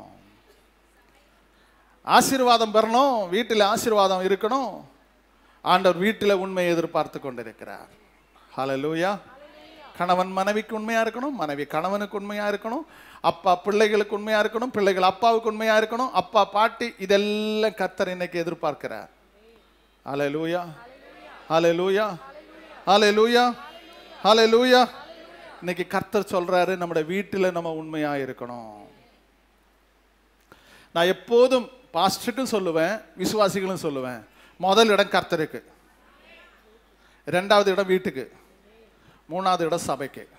இதான் முக்கோண வடிவு. வீட்டில் உண்மை இல்லாம சபையில, சத்தமா சொல்லுங்க, முக்கோண வடிவில தான் கர்த்தர் நம்மளை வழி நடத்துறாரு. என்ன? முதல் இடம், 2வது, 3வது. இந்த குடும்பம் என்று சொல்லுகிறது முக்கோண வடிவு தான். கணவன் மனைவி பிள்ளைகள், இது 3, இதுதான் முக்கோணம். கணவன் மனைவி பிள்ளைகள், இந்த முக்கோண வடிவில் இருக்கிறதான ஆசீர்வாதம் தான் ஒரு நிறைவாய் மாறுகிறது. அப்ப முதல்ல கர்த்தருக்கு உண்மையா இருக்கணும், 2வது சபைக்கு உண்மையா இருக்கணும், 3வது வீட்டில் உண்மையா இருக்கணும். அப்ப அந்த வீட்டிலே உண்மையா இருக்கணும்னா என்ன செய்யணும்? சத்தமா சொல்லுங்க, சத்தமா. வீட்டில் உண்மை என்ன? எப்படி? கர்த்தர் அநேக வசனங்கள் கொடுத்திருக்கிறாரு தேவனுடைய சமூகத்தில். சங்கீதத்தின் புஸ்தகம் 101:2 என்ன சொல்லுகிறது? உத்தமமான வழியிலே விவேகமாய் நடப்பே, எப்பொழுதும் என்னிடத்தில் வருவீர், என் வீட்டிலே உத்தம இருதயத்தோடு நடந்து கொள்வேன். வீட்டில் எப்படி இருக்கணும் பிரதர் சிஸ்டர்? வீட்டில் எப்படி இருக்கணும்? ஓப்பன் ஹார்ட்டடா இருக்கணும். எப்படி இருக்கணும்? மனைவி கிட்ட எதையும் மறைக்க கூடாது, கணவன் கிட்ட எதையும் மறைக்க கூடாது. இதுதான் கர்த்தர் சொல்றாரு. வீட்டில் எப்படி இருக்கணும்? இதை வாசிங்க. உத்தம ஹிருதயத்தோடு என் வீட்டில் நான் இருப்பேன். உங்க வீட்டில் நீங்க உத்தம ஹிருதயத்தோடு கூட இருக்கணும். நிறைய காரியங்கள் மறைச்சு வச்சுட்டு நம்ம செய்யறோம். இங்கதான் பிரச்சனையே வருது. குடும்பத்திலேயும் சண்டை வருது. சொல்ல வேண்டியதை கணவன் கிட்ட சொல்றது இல்லை, மனைவி கிட்ட சொல்றது இல்லை, பிள்ளைகளுக்கு தெரியவில்லை. எனக்கு என்ன தெரியும்? அவங்க ஏதோ பண்றாங்க, சண்டை போடுறாங்க, நடத்துறாங்க, குடும்பம் நடத்துறாங்க. பிள்ளைகளுக்கும் கணவனுக்கும் மனைவிக்கும் எப்போது ஒரு கனெக்டட் இருக்கு. நல்லா புரிஞ்சுக்கொள்ளுங்க, நல்லா புரிஞ்சுக்கொள்ளுங்க. ஒரு தேவ பிள்ளை, நம்முடைய குடும்பம் என்று சொல்லுகிறது கணவன் மனைவி பிள்ளைகள். நம்ம 2 பேரும் தெரிஞ்சா போதும். பிள்ளைகளுக்கு கொஞ்சம் சின்ன வயசு வரைக்கும் விட்டுருங்க. ஆனால் வயசு வந்து நல்ல ஞானமுள்ள புத்தியுள்ளவனாய் மாறும்போது நீங்கள் என்ன பேசுகிறீங்கன்னு யார் கவனித்து கொண்டு இருக்கிறான்? நீங்கள் என்ன பேசுகிறீங்க, நீங்கள் என்ன செய்கிறீங்கன்னு உங்கள் பிள்ளைகள் உங்களை யாரும் உங்கள்கிட்ட சொல்லவே மாட்டாங்க. ஆனால் நல்லா கவனிக்கிறாங்க, நல்லா கவனிக்கிறாங்க. அப்போ நல்லா புரிஞ்சுக்கொள்ளுங்க, நீங்கள் இங்கே தேவனுடைய வீட்டில் உத்தம ஹிருதயத்தோடு உங்கள் வீட்டில் உத்தம ஹிருதயத்தோடு கூட நடக்கிறதுக்கு நீங்கள் கள்ளங்கபடம் இல்லாமல் ஓப்பன் ஹார்ட்டடாக இருக்கணும். வீட்டில் எதையும் மறைச்சு வைக்காதீங்க. வீட்டில் எதையும் நீங்கள் மனசில் வச்சுட்டு அது சொல்லக்கூடாது, இவங்களுக்கு சொல்லக்கூடாது, அது சொல்லக்கூடாதுன்னா அது நாளைக்கு பொல்லப்பாய் போயிடும். அது நாளைக்கு ஒரு பொய் சொல்ல வேண்டிய இடத்துல 10 பொய் சொல்ல வேண்டியதாக போயிடும். அதனால ஓப்பன் ஹார்ட் எங்க? உங்க வீட்டில் இருக்கிறத மனைவி இடத்துல சொன்னா அவங்க விட மாட்டாங்க. பாஸ்டர், அந்த அம்மாட்ட வாய் கொடுத்தா தேராது. அது மாதிரி நம்ம என்ன செய்கிறோம்? பேசியே நம்ம நிறைய காரியங்கள் மனசில் அடக்கி வச்சுட்டு இருக்கிறோம். இந்த மனைவி அது கேட்டுட்டு அதுக்கேற்ற மாதிரி ஒரு ஒரு ஒரு லைசன்ஸோட பேசுகிறாங்களா? அந்த அம்மா வேற லைசன்ஸ் இல்லாமல் பேசும். அப்போ இவங்களுக்கு சொல்ல முடியுமா? சொல்லுங்க, முறைச்சு பார்க்குறீங்க, சொல்ல முடியுமா? முடியாது. அப்போ என்ன செய்வீங்க? எதுக்கு இவங்ககிட்ட எல்லாம் சொல்லி வம்புக்கு இருக்கணும் அப்படின்னு நீங்கள் நினைப்பீங்க. இவங்க நினைப்பாங்க எங்கிட்ட சொல்லாமல் பண்ணுற வேலை பாருன்னு சொல்லிட்டு நீங்கள் என்ன செய்வீங்க? எகிருவீங்க. எகிறதும் போக்குறதும் சைலண்டாக இருக்கிறதும் ஒரு பிரச்சனை கோலம் மாதிரி ஒரு பெரிய கலவரம் மாதிரி பண்ணி பிளைட்டு பறக்குது, பிளைட்டு என்ன கரண்டி பறக்குது, அது பறக்குது, இது பறக்குது, ஒன்றுக்கு ஒன்று பெருக்குது. பிள்ளைங்க இதெல்லாம் வேடிக்கை பார்க்குறாங்க. வர்த்தம் வச்சு செய்கிறேன்னு சொல்லி பிள்ளைங்க பார்க்குறாங்க. உனக்கு நான் இருக்கு அப்படின்னு சொல்லி பிள்ளைங்க பார்க்குறாங்க. 60 வயசு தாண்டினோடனே அங்கே முதியோர் இல்லை இருக்கு, போங்க. முதியோர் இல்லை இந்த கோமதிபுரத்தில் இந்த பெரியார் நகர் இங்கே ஒன்று இருக்குது, அங்கே ஒன்று இருக்குது, இங்கே ஒன்று இருக்குது. எத்தனை இருக்குது? பிள்ளைங்க சொல்லும், நீ வீட்டில் உருப்படியா நீ ஒழுங்கா குடும்பம் நடத்த உனக்கு தெரியல, நீ எங்ககிட்ட வந்துட்டு என் மனைவி என் பிள்ளைகளை சண்டை போட்டு இழுத்து ஒரு வழி பண்ணுறேன்னு சொல்லிட்டு என்ன செய்ய போகிறாங்க? எவ்வளோ பைசா வேணாலும் தர ஐயா, நீங்கள் அவங்க பார்த்துருமா பார்த்துக்கோ. காரணம் என்ன? காரணம் என்ன? ஒரு மனம் இல்லை, சண்டை. சண்டை விட்டுருங்க பிரதர். இந்த 2025 போகிற நீங்கள் ஒரு தீர்மானம் எடுங்க, குடும்பத்தில் சண்டை வராமல் பார்த்துக்கோங்க. அதே மாதிரி சண்டை போடாதீங்க, சண்டை வராமல் நீங்கள் பார்த்துங்க. புரியுதா உங்களுக்கு? சண்டை வராமல் நீங்கள் பார்க்கணும், சண்டை போடாமல் நீங்கள் பார்க்கணும், வராமல் பார்க்கணும். புரிஞ்சிருக்குல்ல? புரிஞ்சிருக்கா? ஓகே, ஆமென். கர்த்தருடைய பிள்ளைகள் வீட்டில் உண்மையாக இருக்கணும். ஆசீர்வாதம் வரும் வீட்டில். 1 to 15 வரைக்கும் நல்ல கிறிஸ்மஸ், 15 to 30 வரைக்கும் சொல்லுங்க. துக்கவெள்ளி என்ன, குட் ஃப்ரைடேயா? என்னமோ நீங்களே பேர் வச்சிருங்க. 24 மணி நேரமும் 365 நாட்களும் 30 நாட்களும் தேவன் விரும்புகிற காரியம் என்ன? குடும்பத்தில், ஆண்டவருடைய சமூகத்தில் விரும்புகிற காரியம் குடும்பத்தில், வீட்டில் உண்மையாயிருங்க. ஹல்லேலூயா, ஹல்லேலூயா, ஹல்லேலூயா. ஏன் ஆசீர்வாதம் வரல வரல வரலன்னு நம்ம பார்க்குறோமே தவிர வரல வரல ஏன் வரலன்னு கேட்கறது இல்லை, ஆராய்ச்சி பண்றது இல்லை, அதை குறித்து யோசிக்கிறது இல்லை. என்ன எனக்கு என்ன குறை இருக்குன்னு நீங்க நினைக்கிறது இல்லை. நான் நல்லா தானே இருக்கிறேன், நல்லா ட்ரெஸ் பண்றேன், நல்லா போறேன், நல்லா ஒன்றும் இல்லை, எனக்கு எந்த குறை இருக்கு? இதெல்லாம் விஷயம் கிடக்குது. இங்கதான் விஷயம் இருக்கு. ஒரு சின்ன காரியத்தை இருந்தாலும் கரெக்ட் பண்ணிட்டு போங்களேன். ஒரு சின்ன காரியம் தவறு நடந்தாலும் அது கிளியர் பண்ணிட்டு போங்க.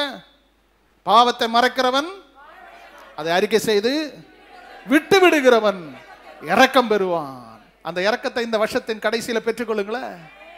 இந்த வருஷம் கடைசியில் மாசத்துல இந்த ஸ்தோத்திர ஆசீர்வாதத்தை பெற்றுக்கொள்றதுக்கு எந்த தடை இருந்தாலும் எடுத்து போடுறேன்னு சொல்லுங்களேன். வாயை திறந்து சொல்லுங்களேன். என்னில என்ன குறை இருந்தாலும் அவங்க இவங்களை விரல் சூண்டி பார்க்கிறவங்கள இல்லை, என்னில நீங்க ஒரு விரல் நீங்க சூண்டும் போது 4 விரல் இப்படிதான் திரும்புது அப்படின்னு அர்த்தம். அவங்களுக்கு இருக்கிறத விட 4 மடங்கு குறை எனக்கு இருக்கு. அதை நீங்க கொஞ்சம் பாருங்க. அவங்க கண்ணில் உத்தரம் தான் இருக்கு, சாரி அவங்க கண்ணில் துரு இருக்கு, என் கண்ணில் எங்க இருக்கு? உத்தரம் இருக்கு. நானே குறைபட்டு இருக்கிறேன், மற்றவங்களை எப்படி நீ குறை சொல்லுவேன்? மற்றவங்களை குறை சொல்றதுக்கு உனக்கு என்ன தகுதி இருக்கு? அவங்க சரியில்லை இவங்க சரி ஈஸியா சொல்லிடுவேன். நீ ஆனா உனக்குள்ள இருக்கிற குறை நீ கண்டுபிடிச்சியா? உனக்குள்ள இருக்கிறதான குறைபாடுகளை நீ சரி பண்ணிட்டியா? அது பண்ணாம அவ சரியில்லை, இவரு சரியில்லை, அது சரியில்லை, இது சரியில்லை, ஏதோ சரியில்லை, உனக்கு ஒண்ணுமே சரி இருக்கா, நீயும் சரியில்லை. சரியில்லாதவன் தான் சரியில்லைன்னு சொல்லிட்டே இருப்பான். பிரதர் சிஸ்டர் அட்ஜஸ்ட்மெண்ட் விட்டு கொடுங்க, கொஞ்சம் விட்டுருங்க. சரி அப்படிதான், சரி விட்டுருங்க. நானா நீயா நிக்காதீங்க, விட்டுருங்க. ஓகே பரவாயில்ல. விட்டு கொடுக்கிறவன் கெட்டு போகிறவன் விட்டு கொடுக்க மாட்டான். ஆமே. இன்னைக்கு விட்டு கொடுக்க வேண்டியதை விட்டுருங்க. கர்த்தருடைய இந்த கால வேளையில் உங்ககிட்ட பேசுறாரு, உங்க போதகர் மூலமா பேசுறாரு. விட்டு கொடுக்க வேண்டிய காரியத்தில் விட்டு கொடுத்து குடும்பத்தில் சண்டை சச்சரவு வராம பார்த்துக்கோங்க. போகட்டும். கர்த்தர் இந்த கால வேளையில் உங்களை பார்த்து சொல்றாரு, நீங்க கொஞ்சம் அமைதலா இருங்க. சில காரியங்களை கண்டு காணாம போயிருங்க. பிரச்சனை வர்ற மாதிரி நடந்துக்காதீங்க. குடும்பத்தில் இன்னைக்கு ஆசீர்வாதத்துக்கு தடையா மாறாதீங்க. உன்னாலதான் என் குடும்பம் கெட்டு போச்சுன்னு சொல்லாதீங்க. உன்னாலேயோ என்னாலேயோ இன்னைக்கு நம்ம 2 பேரும் சமரசமாய் ஒரு நல்ல சமாதானமா வாழணும். என்னென்ன தடை நம்ம வீட்டுக்கு வருதோ எல்லாம் மாறணும் ஆண்டவரேன்னு கேளுங்க. ஒரு வீட்டில் போனா ஒருத்தர் ஒரு பையன் சொல்றான், எங்க மெயின் சுவிட்ச் இன்னும் வரலன்றான். மெயின் சுவிட்ச் யாரு? அம்மா இல்ல அப்பா. ஆமே. ஹல்லேலூயா, ஹல்லேலூயா. கொஞ்சம் எப்போதும் கை கொடுக்கணுமா? ஆமா. இன்னைக்கு பாஸ்டர் அம்மா நானும் கைப்பிடிச்சு ஜெபம் பண்றேன், எங்க விசுவாசிகளை ஆசீர்வதிக்கணும். நாங்க 2 பேரும் ஒரு மனம் இல்லாம நான் இங்க வந்துட்டு என்ன பேசினாலும் இங்க எடுபடாது. பிரைஸ் எல்லாம். நைட்டு ஜெபம் பண்ணும் போதும் கைப்பிடிச்சு ஜெபம் பண்ணோம். அன்னைக்கு கை கொடுத்து அதே பெரிய விஷயம்ன்றீங்களா? சொல்லுங்களேன். அன்னைக்கு பாஸ்டர் 5-6 பாஸ்டர் மத்தியில் நான் கைப்பிடிச்சேன், அதோடு கூட போதும் தலையெழுத்து அப்படின்றீங்களா? இல்லை, எல்லாத்திலும் ஒரு அட்ஜஸ்ட்மெண்ட். குடும்பத்தை கட்டுக்கோப்பாக நடத்திடுங்க. ஒரு பிளஸ்ஸிங் இருக்கு, அதில் ஒரு பெரிய ஆசீர்வாதம் இருக்கு. உங்க பிள்ளைகளுடைய எதிர்காலம் நீங்க தீர்மானிக்கிறதில்ல, கர்த்தர் தான் தீர்மானிக்கணும். நல்லா புரிஞ்சுக்கொள்ளுங்க. அவன் உள்பட மாட்டான், இது பண்ண மாட்டான், அவன் பேச்சு இருக்கட்டும், செயல் இருக்கட்டும், அவன் சின்ன வயசுல அப்படிதான் இருப்பான். நீ எப்படி இருந்தேன்னு கேட்டு உங்க அம்மா கிட்ட அப்பாட்ட, நீங்க பண்ற சேஷ்டை எப்படி இருந்ததுன்னு சின்ன வயசுல என்னென்ன பண்ணீங்க தெரியுமா? அதே ரத்தம் தானே இதுக்கும். இது ஏதாவது பண்ணும். கொஞ்சம் பொறுமையா இருங்க. அவன் பெரிய ஆளாகும் போது கொஞ்சம் மாற்றம் வந்துடும். அவன் மாத்திரும். எடுத்தோன்னே இவரை மாதிரி எனக்கு 55 வயசாச்சு, என்ன மாதிரி ஜோயில் இருக்கு சொன்னா இருப்பானா? 55 இல்லை, 54. 50 பிப்ரவரியில் வந்து 55 ஆக போகுது. நல்ல ஜெபிக்கணும் எனக்கு. அவன் பிரைஸ்லோ அவன் 55 வயசு மாதிரி என் ஜோயில் இருக்கணும்னா நடக்குமா? ஜோயில நடக்குமா? நடக்கும்னு சொல்லுடா. ஆமா. ஆமே. அவங்க வயசுக்கு அவங்க மாதிரி இருப்பாங்க. நீங்க என்ன மாதிரி ஆகணும்னு நினைச்சா நடக்காது. அவங்கள மாதிரி பிளஸ்ஸி ஆகணும்னு நடக்காது. வரட்டும், நாட்கள் வர வர வர நாங்களும் ஒரு காலத்தில் இப்படி தான் இருந்தோம், இப்போ அப்படி இருக்கிறோம். இதே மாதிரி சொல்லணும். நான் ஒரு காலத்தில் இப்படி இருந்தேன், இப்போதான் நான் அடங்கி ஒழுங்கா ஒத்தமாக நடக்கிறேன். இந்த பிள்ளைங்களும் அப்படி வருவாங்க. நம்புங்க பிள்ளைகளை. இது பிள்ளைங்க மேலே நம்பிக்கையே கிடையாது. அவன் ஊருப்பட மாட்டான், அவன் கெட்டு போயிட்டான், அவன் போயிட்டான் நம்மளே சொல்லி ஊரெல்லாம் சொல்லிட்டு இருக்கிறது. அவன் கிடக்கிறான். அவன் எப்போ வருவான் போவான், கதை திறக்கும் தெரியாது, எப்போ சாப்பிட்றதும் தெரியாது. இதெல்லாம் விட்டுருங்க. அடுத்தவங்கிட்ட போய் நம்ம குடும்பத்தை பற்றி பேசாத. நம்ம பிள்ளைங்க நல்லா இருப்பாங்க. வீட்டில் உட்காந்து முட்டி போட்டு ஜெபம் பண்ணுங்க. நேரம் கிடைக்கும், என் பிள்ளை கர்த்தர் நல்லபடியாக மாற்றணும். நீங்கள் ஒரு 10 நாள் ஜெபம் பண்ணுங்க. கொஞ்சம் கொஞ்சமாக அவனுடைய மனசு, நீங்கள் அவங்ககிட்ட ஒரு அட்வைஸும் பண்ணாமல் அவனை கர்த்தர் மாற்றிடுவார். அந்த பொன் பிள்ளையை கர்த்தர் மாற்றிடுவார். அப்படி நீங்கள் செய்ய தான் உங்கள் குடும்பம் கர்த்தர் உண்மையான ஆசீர்வாதத்தை தருவார். ஹல்லேலூயா. அடுத்தது சங்கீதத்தின் புஸ்தகம் 51:5 6வது வசனம். 51ஆம் சங்கீதம் 6வது வசனம். இதோ உள்ளத்தில் உண்மை இருக்க விரும்புகிறேன். என்ன வேணும்? ஹிருதயத்தில் என்ன செய்யணும்? அடுத்து 5வது, ஹிருதயத்தில் உண்மை, உள்ளத்தில் உண்மை. ஹல்லேலூயா. பிரதர் சிஸ்டர், எங்க உண்மை இருக்கணும்? ஹிருதயத்தின் நிறைவு. நம்முடைய இருதயம் எப்போதும் கள்ளங்கபடம் இல்லாத இருக்கணும். நதானேவேலை பார்த்து கர்த்தர் என்ன சொன்னார் தெரியுமா? இவன் உள்ளம் கபடற்ற உத்தம இஸ்ரவேலர். ஆமென். ஹல்லேலூயா, ஹல்லேலூயா. நம்மளை பார்த்து ஆண்டவர் இன்னைக்கு என்ன சொல்லணும்? உள்ளத்தில் கரையில்லாத ஒரு பரிசுத்தவான், கரையில்லாத ஒரு விசுவாசி, கரையில்லாத ஒரு பிரதர் சிஸ்டர் என்று சொல்லக்கூடிய அளவில் உள்ளத்தில் உண்மையாயிருந்தால் கர்த்தர் ஆசீர்வதிப்பார். நல்ல உள்ள உங்களுக்கு இருக்கணும் பிரதர். இந்த பொறாமை, ஒருத்தர் வளர்றதை பார்த்து ஒருத்தர் உயர்றதை பார்த்துட்டு பொறாமை கொள்ளாது. பொறாமை என்று சொல்றதே ஒரு விசுவாசிக்கு தேவை கிடையாது. அது பொறாமைன்னு சொன்னால என்னன்னு பைபிள் போட்டிருக்கு தெரியுமா? எத்தனை சாப்பிட்டாலும் உடம்புல ஏறாது, உருகிட்டே போகும். காரணம், அந்த சிஸ்டர் பாரு, அவங்க போடுற சாரி பாரு, அவங்க போட்டிருக்கிற வஸ்திரம் பாரு, அப்படி பாரு, இப்படி பாரு, அவங்க வர்ற வண்டி பாரு, அங்க பாரு, இவங்க பாரு, வீடு பாரு, எல்லாம் பொறாமை. ஒரு தேவ பிள்ளைக்கு பொறாமை என்ற வார்த்தைக்கு இடம் கொடுக்க கூடாது. நல்லா இருக்கட்டும், கர்த்தர் எங்களை நல்லா வச்சிருக்கிறான்னு சொன்ன சந்தோஷமா சொல்லுங்க, நல்லா இருக்கட்டும். இது நம்ம ஒரு விசுவாசி முன்னாடி, பிரதர் ரொம்ப கஷ்டப்பட்டாங்க, அவங்க இப்போ நல்ல வீடு கட்டிட்டாங்க, பிள்ளைங்க நல்ல வேலைக்கு. ஆஹா, உங்களுக்கு தெரியுமா? உங்களுக்கு தெரியுமா? அவனை தனியாக கூட்டிட்டு போய் கவனிக்கணும். எதுக்கு ஐயா மற்றவங்களை பார்த்து பொறாமப்படுறேன்?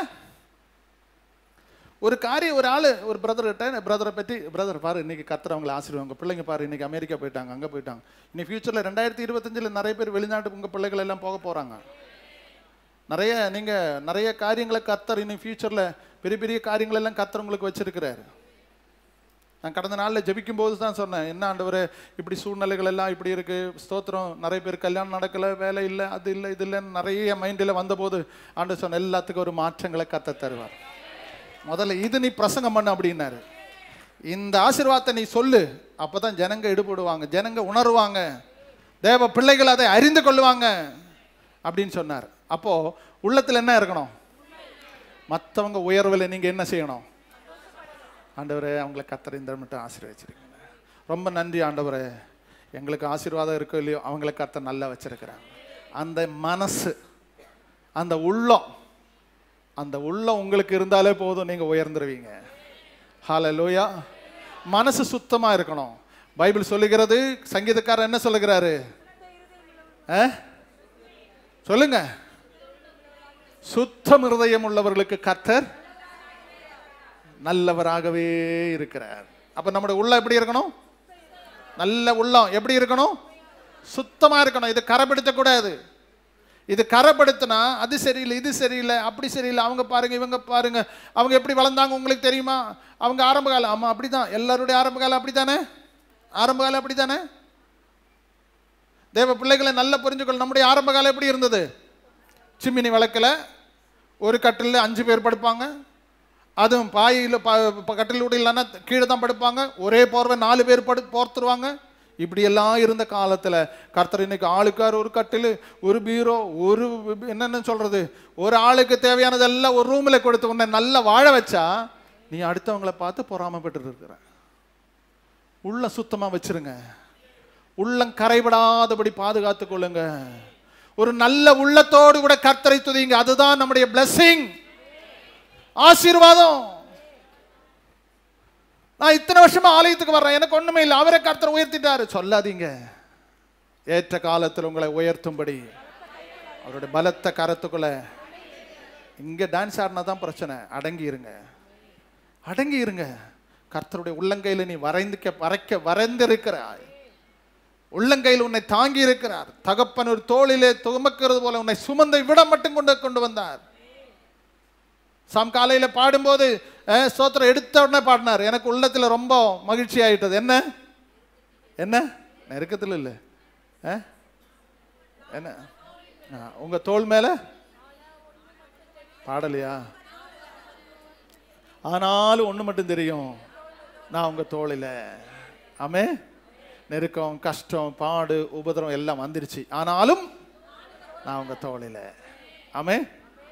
நீங்க நினைக்க கூடாது, எனக்கு கஷ்டம் வந்தா என் கர்த்தர் என் கூட இல்ல, எனக்கு நெருக்கடி வந்தா என் கூட கர்த்தர் இல்ல, என்னை விட்டாரு, எனக்கு வியாதி வந்தா என்ன கர்த்தர் மறந்துட்டாரு, எனக்கு பிரச்சனை வந்தா எனக்கு கர்த்தர் மறந்துட்டாரு. நோ, இந்த நெருக்கத்திலும் கர்த்தர் உங்க கூட இருக்கிறார், இந்த கஷ்டத்திலும் கர்த்தர் உங்க கூட இருக்கிறார், இந்த போராட்டத்திலும் கர்த்தர் உங்க கூட இருக்கிறாரு. அதை நினைச்சுக்கோங்க, அதை ஹிருதயத்துல உணர்ந்துருங்க, உங்க கூட கர்த்தர் இருக்கிறாரு. எல்லா ஸ்தோத்திரம். மற்றவர்களுக்கு வராத வியாதி வந்தா சொல்லுங்க, என் கூட கர்த்தர் இருக்கிறாரு. ஸ்தோத்திரம். யோபு சொல்ற, என்னை கொன்று போட்டாலும், என்னை கொன்று போட்டாலும். கொன்று போட்டாரா? கொன்று போட்டாரா? அவனை இரட்டத்தனையாக முன்னிலைமை பார்க்கலும் பின்னலமை கர்த்தர் அபரிதமா ஆசீர்வதிச்சார். அந்த சொறி பிடிச்சவன் திரும்ப எத்தனை குழந்தைகளை பெற்றுட்டானா? 10 பிள்ளைகளை மறுபடியும் கொடுத்துட்டான். ஆடு மாடுகள் கொடுத்துட்டான். எல்லாம் டபுள் மடங்கா கொடுத்துட்டு நெடுநாள் இருந்துட்டாராம். அனுபவிச்சுட்டு செத்துட்டான். அப்ப கர்த்தர் ஏதாவது ஒரு நன்மை கொடுத்து அதை என்ன செய்வார் ஆண்டவர்? உங்களை அனுபவிச்சு நீங்க நல்லா ருசிச்சு நல்லா இருந்து நல்லா வாழ்ந்து நல்லா போகணும். அப்ப இந்த சபை எதுக்கு ஆண்டவர் கொடுத்திருக்கிறாரு? எது கொடுக்கிறாரு? நல்ல ஆவிக்குரிய மகிழ்ச்சியை பெற்றுக்கொண்டு வரங்களும் கனிகளும் நன்மைகளும் ஆசீர்வாதங்கள் எல்லாம் பார்த்து அனுபவிச்சு நீங்க உங்க கண் முன்பாக உங்க குடும்பம் உயர்கிறத நீங்க பார்க்கணும். ஹல்லேலூயா. அடுத்தது நேரம் இல்லாதனால அடுத்துக்கு போகிறேன். ஆண்டவருடைய ஸ்தோத்திரம். சங்கீதத்தின் புஸ்தகம் 145ஆம் சங்கீதம், அதனுடைய 18வது வசனம். 145. தம்மை நோக்கி கூப்பிடுகிற யாவருக்கும், உண்மையாய் தம்மை நோக்கி கூப்பிடுகிற யாவருக்கும் கர்த்தர் சமீபமாய் இருக்கிறார். போதும். உண்மையாய் ஜெபிக்கிற தேவ பிள்ளை ஆசீர்வாதம் எப்ப வரும்? ஜெபிக்க வேண்டியவங்க சத்தமா சொல்லுங்க. நான் இங்க எல்லாம் ஃபுல்லா என்ன கேமராவினுடைய இது இருக்கு இல்லையா, எப்போதும் அதை கவனிப்பேன். சர்ச்சில் யார் வர்றாங்க யார் போகிறாங்கன்னு உள்ளது எப்போதும் கவனிப்பேன். நிறைய இப்போ இந்த 2-3 வாரமாக நிறைய குடும்பமாக வந்து ஜெபிக்கிறீங்க. என்னத்திற்காக அவங்க ஜெபிக்கிறாங்க? புதிய வருஷம் அவங்களுக்கு ஒரு மாறுதல் உண்டாகணும், அவங்க குடும்பத்தில் அவங்க மனைவி கணவன் பிள்ளைகளுக்குள்ள ஒரு ஆசீர்வாதம் உண்டாகணும், ஒரு கிருபை உண்டாகணும், தேசத்தின் எழுப்புதலுக்காக என்னென்னக்காக அவங்க ஜெபிக்கிறாங்களோ அத்தனை நன்மை 2025 கர்த்தர் நமக்கு தருவார். அப்ப ஜெபிக்கிற ஒரு ஜெப வீரனாய் கர்த்தர் மாற்றணும். ஹல்லேலூயா, ஹல்லேலூயா, ஹல்லேலூயா. ஸ்தோத்திரம். எத்தனை பேர் சொல்றீங்க, என்ன ஒரு ஜெப வீரனாய் மாற்றுங்க, ஒரு ஜெப வீரங்கனையாய் மாற்றுங்க. ஜெபிச்சு ஜெபிச்சு முட்டியிலே நின்று கர்த்தருடைய ராஜ்யத்தில் போனவர் தான் டேவிட் லிவிங்ஸ்டன். முட்டியில நிற்கும் போது பக்கத்தில் இருக்கிறதான விசுவாசிகள் வந்து கவனிச்சு அந்த சிம்மினி விளக்கு அங்கே எரிஞ்சிட்டே இருக்கு. அவர் முட்டியிலே நிற்கிறார். பார்த்தா எப்போதோ கர்த்தருடைய ராஜ்யத்துக்கு போயிட்டார். கர்த்தருடைய பிள்ளைகளை ஒரு ஜெப வீரனாக, ஒரு ஜெபத்தில் உண்மையுள்ளவனாக சபையில் வரும்போது மட்டுமல்ல பிரதர், உங்களுக்குன்னு ஒரு ஜெப நேரம் வேணும், உங்களுக்குன்னு ஒரு ஜெப நேரம் வேணும். காலையில் இத்தனை நேரம் நான் ஜெபம் பண்ணணும், சாயங்காலம் எனக்கு இத்தனை நேரம் ஜெபம் பண்ணணும். ஸ்தோத்திரம். தாவீது சொல்லும் போது சொல்றார், எத்தனை தடவை? அந்தி சந்தி மத்தியானம். இன்னொரு இடத்துல சொல்றாரு 7 முறை ஒரு தரம், ஒரு நாள் 7 முறை ஜெபிப்பேன். ஸ்தோத்திரம். தானியேல் என்ன சொல்றாரு? ஒரு நாள் 3 வேளை நான் தவறாம ஜெபிப்பேன். ஹல்லேலூயா, ஹல்லேலூயா. அது நம்ம கேட்குறாங்களோ இல்லையோ, முஸ்லீம் கடைபிடிச்சிட்டாங்க. அவங்க 3 வேளை கரெக்டாக என்ன பண்றாங்க? தொழுது கொள்றாங்க, ஊன்னு ஊதுறாங்க. நம்ம என்ன பண்ண முடியும்? அவங்க கரெக்ட் டைமில் ரொம்ப கரெக்டாக இருப்பாங்க. 5 நிமிஷம் முன்னாடி முன்னாடி போகாது. அந்த அளவுக்கு அவங்க உண்மையாக இருக்கிறாங்க. ஜெபமா பார்க்கலாம். பிரதர் வந்து ஜெபம் பண்ணுங்க. கொஞ்ச நாள் போகட்டும் பாஸ்டர். நீ எத்தனை வருஷமா இருக்கிற? எத்தனை வருஷமா இருக்கிற? 10 வருஷம். வராது பாஸ்டர். என்னது என்னது? 10 வருஷம் விசுவாசி ஜெபம் வராது. அப்போ நான் எப்படி இவங்களை நடத்துறது? எனக்கு என்ன கொடுக்கணும்? நீங்கள் ட்ரோஃபி கொடுக்கணும். எனக்கு என்ன கொடுக்கணும்? மெடல் கொடுக்கணும். என்னதுக்கு காரணம்? உங்களையும் சமாளிக்கிறல்ல, உங்களை சமாளிக்கிறேன்னா என்ன சமாளிக்கிற விஷயமே உங்களுக்கு பெருசுன்னு நினைக்கிறீங்களா? ஆமே. ஜெபம் பண்ணுங்க. சும்மா ஏதை எடுத்தாலும் அது இது பேசுகிற இது கோர்வே பண்ணுறதெல்லாம் கிடையாது. நீங்கள் வாய்க்கு வந்த மாதிரி கர்த்தரிடத்தில் பேசுங்க. ஆண்டவர் என்ன நினைக்கிறது தெரியுமா? நீங்கள் பண்ணுற ஜெபம், நீங்கள் பண்ணுற ஜெபம் இப்படி கிராமரோடு பண்ண. சிலவங்க பண்ணுறது பார்த்தீங்களா, கிராமர் இருக்கும். இந்த மாதிரி கிராமரை எதுவும் கர்த்தரிடத்தில் ஒப்பிக்க வேண்டாம். உங்களுக்கு தெரிஞ்ச விதத்தில் வாய் திறந்து நல்ல ஜெபம் பண்ணுங்க. சத்தமாக சொல்லுங்களேன். ஜெபத்தில் உண்மையாக இருங்க. இந்த வருஷம் நல்ல ஜெபிக்கிற ஒரு வீரனாக மாறுவேன் என்று நீங்க தீர்மானம் எடுத்தா 2025 உங்களுக்கு ஒரு பெரிய பிளஸிங்கா இருக்கும். ஜெபத்தில் வராததெல்லாம் சொல்லுங்களேன். அப்போ நமக்கு ஜெபத்தில் வராததெல்லாம் என்ன? இப்போ உங்க ஃப்ரிட்ஜுக்கு என்ன பண்ணணும்? உங்க உங்க உங்க வீட்டில் இருக்கிற அனைத்து பொருட்களும் எதுல வரணும்? ஜெபத்துல வரணும். ஆமே. ஜெபத்துல வந்த பொருள் தான் அது ஆசீர்வாதமா இருக்கும். ஹல்லேலூயா. அதனால தான் எந்த ஒரு இப்போ போன வாரத்தில் ஒருத்தர் ஜெபம் பண்ணார். எதுக்கு ஜெபம்னா ஒரு குக்கர் வாங்கிட்டேன். என்னது அதுக்கு ஜெபமா? அவங்க விஷயத்தில் அது பெரிய விஷயம். எத்தனை நாள் அடுப்பில் வச்சிருப்பாங்க, எத்தனை நாள் பண்ணியிருப்பாங்க. ஒரு குக்கர் வாங்கினா ஜெபம் பண்ணணும்னா ஜெபம் பண்ணணும். ஒரு குக்கருக்கா ஜெபம் இல்லை. அவங்கள பொறுத்த வரைக்கும் அது பெரிய விஷயம். என்ன வாங்கினாலும் நீங்க என்ன செய்யணும்? வீட்டில் ஒரு பொருள் முக்கியமா, வீட்டில் ஒரு பொருள் கணவர் நல்லா இருக்கு நல்லா இருக்குன்னு சொல்லிட்டு மூடிட்டு உள்ள வைக்க கூடாது. ஜெபம் பண்ணுங்க. இவன் ஒரு வாட்ச் வாங்கினா கூட ஜெபம் பண்ணுங்க. எது இருந்தாலும் கர்த்தர் கொடுத்தாரு, ஆண்டவருடைய சமூகத்தில் நன்றி சொல்லுங்க. ஒரு பிளஸ்ஸிங் இருக்கு பிரதர் சிஸ்டர். உங்க வீட்டில் என்ன பொருள் வாங்கினாலும் என்ன செய்யணும்? ஜெபிச்சுட்டு நீங்க உபயோகப்படுத்துங்க. ஜெபிக்காம உபயோகப்படுத்தாதீங்க. ஹல்லேலூயா, ஹல்லேலூயா, ஹல்லேலூயா. அப்ப என்ன? ஜெபத்தில் உண்மையா இருக்கணும். ஜெபிக்க நல்ல ஜெபிக்கிற ஒரு ஜெப வீரனா என்னை மாற்றும். சொல்லுங்க, ஒரு ஜெப வீரங்கனையா என்னை மாற்றும். அது எனக்கு ஒரு பெரிய ஆசீர்வாதம் கொண்டு வர போறாரு. ஹல்லேலூயா. மத்தேயு சுவிசேஷம் 25:21 3 காரியத்தை கூட சொல்லி நான் முடிச்சிடுறேன், நேரம் இல்ல.